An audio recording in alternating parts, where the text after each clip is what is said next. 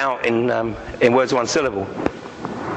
So the Déchet legislation is a ring fence around this for the US, but as soon as the EU capitulates, the way the World Trade Organization operates is that if they've got a template in place in the EU, they can then say to every other part of the world, this is what you now have to do. And if you don't do it, we're going to start fining you.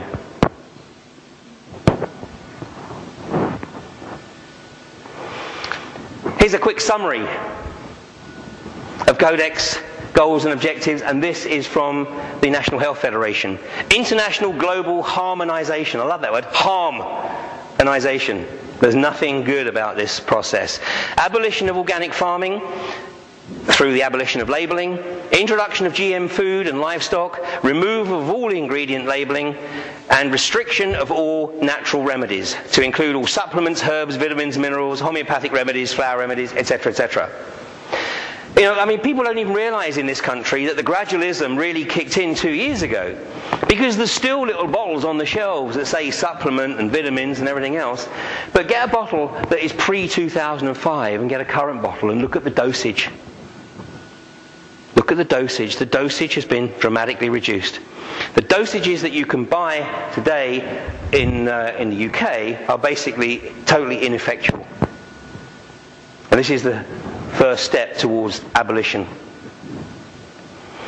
So Codex Alimentarius, I mean, this is basically the equation. Unlabeled GM processed foods, which of course means low nutrients, low minerals, low vitamin values. All vitamin and mineral supplements to be of low dosage, i.e. ineffectual. And herbs and other natural health remedies to be classified as drugs. The Alliance for Natural Health right now is actually fighting a case on behalf of a lady in France who is being, it's a test case obviously, but she is effectively being charged as with equivalent legislation of being a drug dealer because she was growing illegal herbs. Oh, and you know, the connectivity of things. One of the things that I learned in the course of my research is that the picture is never one-dimensional. Never one-dimensional. And here, we have this situation coming down the track again where we're all going to have to switch to these low energy light bulbs. Anybody think that's a great idea? Good. Good. Because if anybody has the HIPS inspector come to their house, if you're thinking of selling your house, all they're concerned about is how many low energy light bulbs you've got in your house. But there's a big problem here. There is a very big problem. Each bulb contains 5 milligrams of mercury. Okay, so the bulbs last a bit longer. But, basically these bulbs are going to be used en masse for the next X number of years. What's the disposal mechanism for them? Throw them in the trash. I mean, we haven't heard anything about the way in which these things are supposed to be disposed of, so they'll just go in the trash. And they'll go into landfill. And multiply the number of homes in this country by the number of bulbs that people are discarding over the course of a year. It's going into landfill. Okay, it's not quite as bad as depleted uranium, but it ain't far off in the long term. We're poisoning the frickin' water supply with things that are being sold to us on the basis of, it'll help fight global warming. And that construct of the Club of Rome from 1991. It is going to impact on the quality of food. Even if you did think you were going to be able to fight this. This is the Independent on Sunday from a few weeks ago, when it transpired that the British government has been funding the research of GM crops in this country. And stating that GM potatoes will be grown in this country by 2009. There's some DVDs of a film called The Future of Food, which talks about how Monsanto has been sowing the GM seeds in the west of the US, deliberately choosing the west because the trade winds blow east. So contaminating the farms east of the trial farms.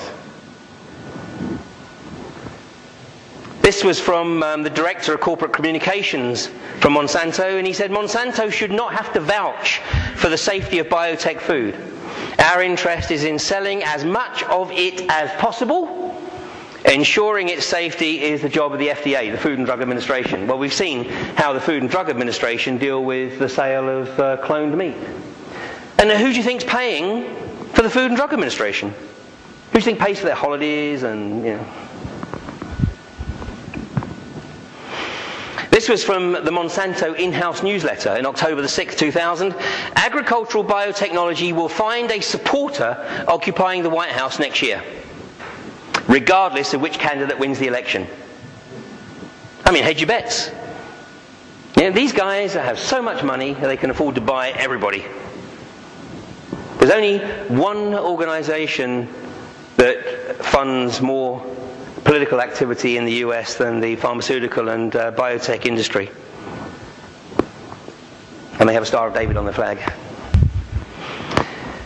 Big Pharma, conspiracy facts. Conspiracy facts. Corporate crime in the pharmaceutical industry. Aspartame or aspartame, whichever you prefer.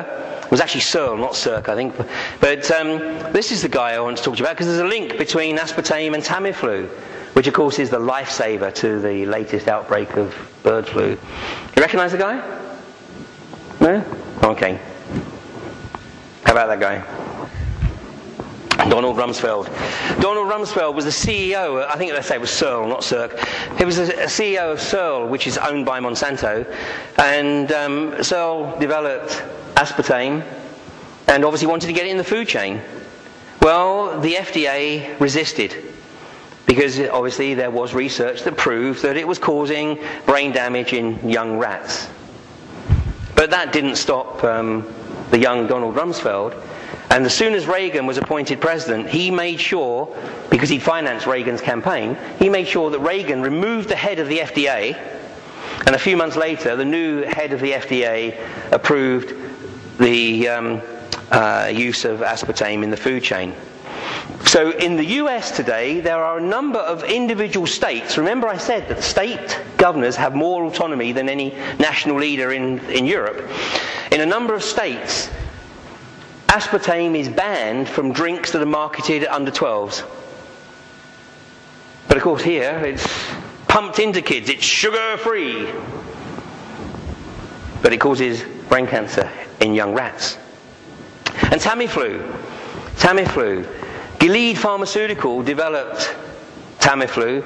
They couldn't do anything with it, so they sold the marketing rights to Roche. And it was just, lost in the morass of drugs that don't go anywhere. But then Donald Rumsfeld was appointed Secretary of State, and all of a sudden, bird flu is the new big danger. And of course, it's still being pumped as the big danger. And I read just yesterday that Alan Johnson, the British Health Secretary, has just authorised the purchase of another 14 million doses of Tamiflu. And you know what? Gilead Pharmaceuticals' own documentation says that Tamiflu only delays the symptoms for between 24 and 48 hours. It's useless. And Alan Johnson says that he's also purchased a whole bunch of antibiotics to deal with those cases where Tamiflu doesn't deal with the symptoms. I mean, this is outrageous. I mean, if something is coming down the line, I can assure you it ain't bird flu. And Tamiflu is going to be a complete waste of time. Comment from the Natural Solutions Foundation, an organisation I'll mention later, and they say Codex Alimentarius is the shrewd vehicle for protecting the pharmaceutical industry. The industry has decided upon an unethical course of action by using deception and deceit in the quest to eliminate natural health products completely. Now, there is an organisation called the National Association of Health Food Stores, who you would think would be natural allies in the fight against the implementation of Codex. Well, there you'd be wrong. Because the National Association of Health Food Stores have been targeted by the pharmaceutical industry, and they have been shown how much greater their profits will be when they start selling synthetics over natural products. This is really a test for everybody, a test in terms of integrity and ethics. Here's what's going on. The pharmaceutical companies are losing revenue.